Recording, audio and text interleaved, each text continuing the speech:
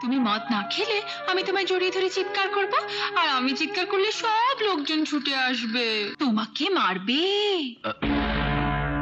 পুলিশে দেবে। তোর এত বড় সাহস, সে আমারই বাড়িতে এসে আমারই বাড়িতে মদ খেয়ে আমারই মেয়েকে ভালোবাসার কথা বলে। তোর মধ্যে এবার সত্যি সত্যি জমিদারের রক্ত কথা বলে উঠেছে রে মালতী।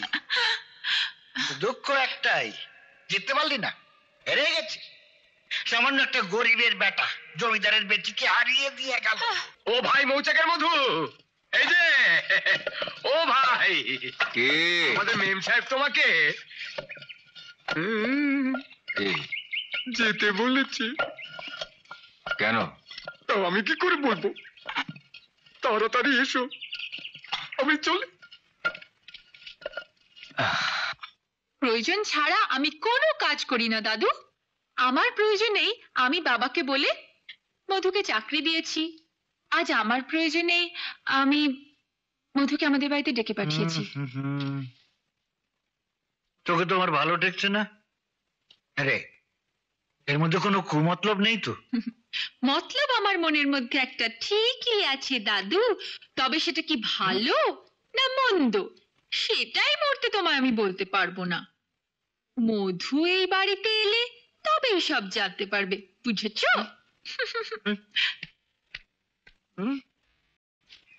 কে রে দেবী? কার জন্যে মালা গাঁথছিস? হ্যাঁ, তোর কোনো কিছু জানার প্রয়োজন নেই। আমার খুশি আমি মালা কাটবো, আবার আমার ইচ্ছে মতো ছিঁড়ে ফেলবো। তুই আমার কে যে তোকে সবকিছু জানাতে হবে? মেম সাহেব তোকে ডেকে পাঠিয়েছে, যা মেম সাহেবের কাছে যা। আমাকে বলতে এসেছিস কেন? হ্যাঁ, মনে করেছিস আমি হিংসেতে জ্বলে মরবো? আমার বাবার ধার শোধ করার জন্য মেম সাহেব তোকে চাকরি দিয়েছে। এখন তো মেম সাহেব তোর বড় বন্ধু। এটা তুই কি বললি? মেম সাহেব আমার কাজটা দিয়েছে বলে মেম সাহেব আমার বন্ধু? না না, এটা তুই ঠিক বলিসনি।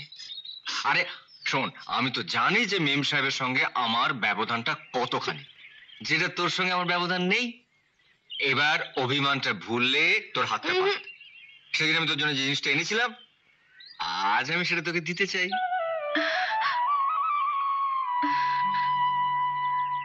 কি রে, চোখ বন্ধ করে হাতটা পাতবি না? বুঝেছি, সেদিন আমি তোর টাকাটা ফিরিয়ে দিয়েছিলাম বলে আজ তুই আমার জিনিসটা হাত পেতে নিতে চাস না, এই তো? ঠিক আছে, তোর জন্য কিনেছিলাম, জিনিসটা না হয় মেম সাহেবকে দিয়ে দেবো।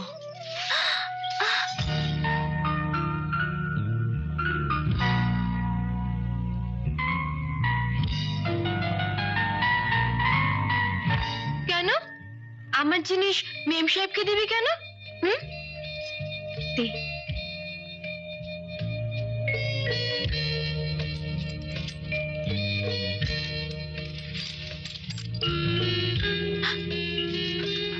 দেবী, এই নুপুর জোড়া তোর পায়ে খুব মানাবে। আর এই নুপুর জোড়া পরে যখন তুই হাঁটবি, তখন এই নুপুরের শব্দ বারবার তোকে আমার কথা মনে করিয়ে দেবে। তাহলে তো পরে দেখতেই হয় এই নুপুরের শব্দে তোর কথাটা আমার মনে পড়ে কিনা। মেম সাহেব, মেম সাহেব। মধু, তুমি এসেছো? আমি তো ভাবলাম তুমি আসবেই না। তুমি আমার বড় উপকার করেছো মেম সাহেব। তুমি ডেকেছো, আর আমি না আসলে তো আমি তোমার কাছে স্বার্থপর হয়ে যাব। বলো আমাকে কেন ডেকেছো? বলছি, তার আগে তোমাকে একটা জিনিস খাওয়াবো, 1 মিনিট।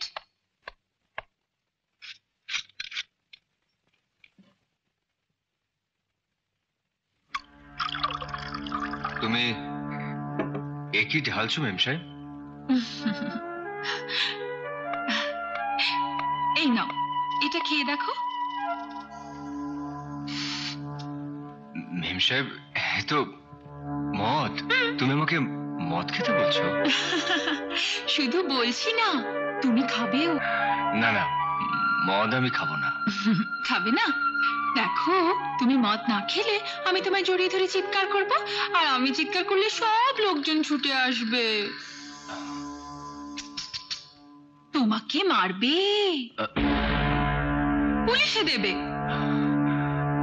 কি খাবে? ঠিক আছে, আমি খাচ্ছি।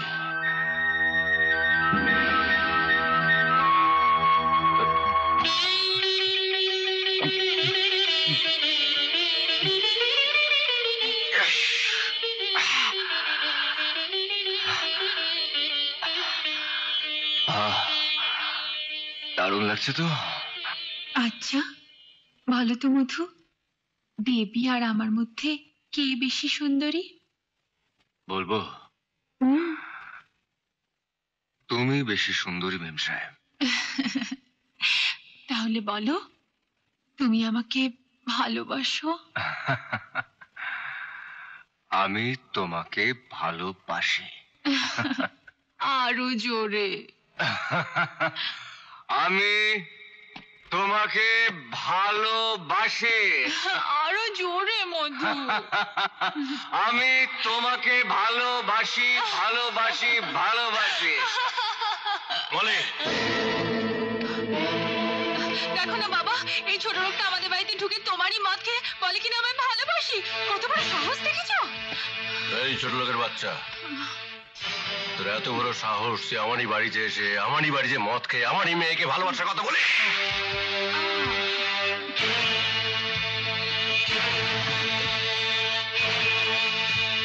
এবার বল, আমার মেয়েকে ভালোবাসিস? বল।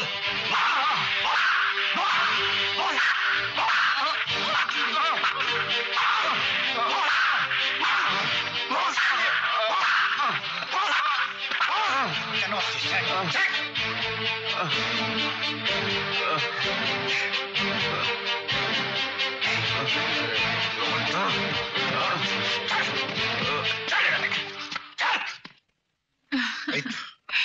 এই তো তোর মধ্যে এবার সত্যি সত্যি জমিদারের রক্ত কথা বলে উঠেছে রে মালতী। দুঃখ একটাই, জিততে পারলি না, হেরে গেছি। সামান্য একটা গরিবের বেটা জমিদারের বেটিকে হারিয়ে দিয়ে গেল। আমি আমার অপমানের প্রতিশোধ নিয়েছি দাদু, এরপরেও বলছি আমি হেরে গেছি? হেরে গেছিস। কেন হেরে গেছিস জানিস? তোর জন্যে বিনা অপরাধে মধু তোর বাবার চাবুকের আঘাত সহ্য করলো। মধু কিন্তু একবারের জন্য বলেনি যে তুই তাকে মদ খেতে বাধ্য করেছিলি, একবারও বলেনি যে এটা তোর ষড়যন্ত্র। তুই প্রতিশোধ নেওয়ার জন্য একটা নাটক করেছিলি, আর তোর সেই মিথ্যে নাটকটাকে সত্যি করার জন্য মধু তোকে দয়া করে গেছে। করুণা করুণা করুণা করে গেল তোকে। তুমি হাসি বন্ধ করো প্লিজ। তুমি হাসি বন্ধ করো দাদু।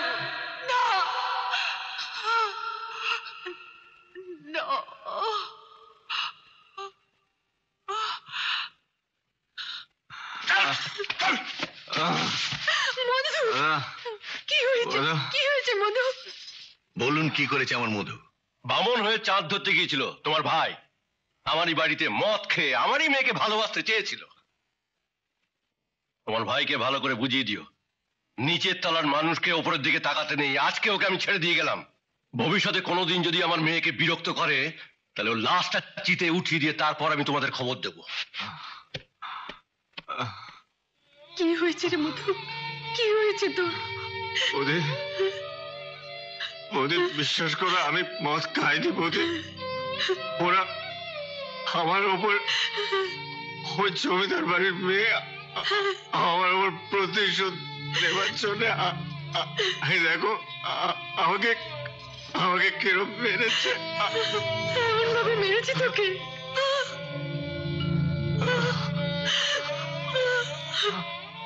ওরদা ওরদা ওরদা বিশ্বাস করো, আমি আমি মদ খাইনি, আমি জমিদার বাড়ির মেয়েকে ভালোবাসতে চাইনি। ওরে, এত বছর ধরে তোকে কোলে পিঠে করে মানুষ করেছি, সবাই অবিশ্বাস করলো, আমি আর তোর বৌদি তোকে কখনো অবিশ্বাস করতে পারি না রে, কখনো অবিশ্বাস করতে পারি না।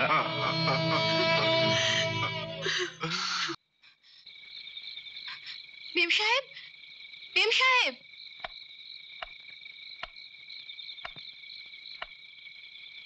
কিছু বলবে? সেদিন প্রথম দেখাতে আপনার সাথে কথা হয়নি, তাই আজ আপনার সাথে কথা বলতে এসেছি।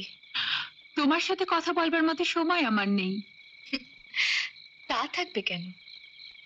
আপনার বাইরেটা খুব ফর্সা, কিন্তু ভেতরটা তার চেয়ে অনেক অনেক কালো। একটা সহজ সরল ছেলেকে ছলনায় ভুলিয়ে মিথ্যে নাটক করে আপনার বাবাকে দিয়ে যে কটা চাবুকের আঘাত করেছেন, ইচ্ছে করছে ঠিক ততগুলো চাবুকের আঘাত আপনার পিঠে এঁকে দিই।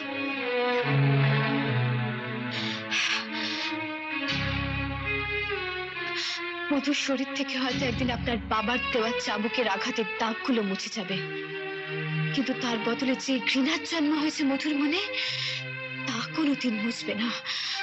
মধু আপনাকে ঘৃণা করে, ঘৃণা করে। দিদিমণি, তুমি ওই ছোট লোক মেয়েটাকে কিছু বললে না? তোমার বাড়িতে এসে তোমাকে লম্বা লম্বা কথা শুনিয়ে গেল, আর তুমি কিছুই বললে না? আমার সামনে থেকে চলে যাও, চলে যাও বলছি।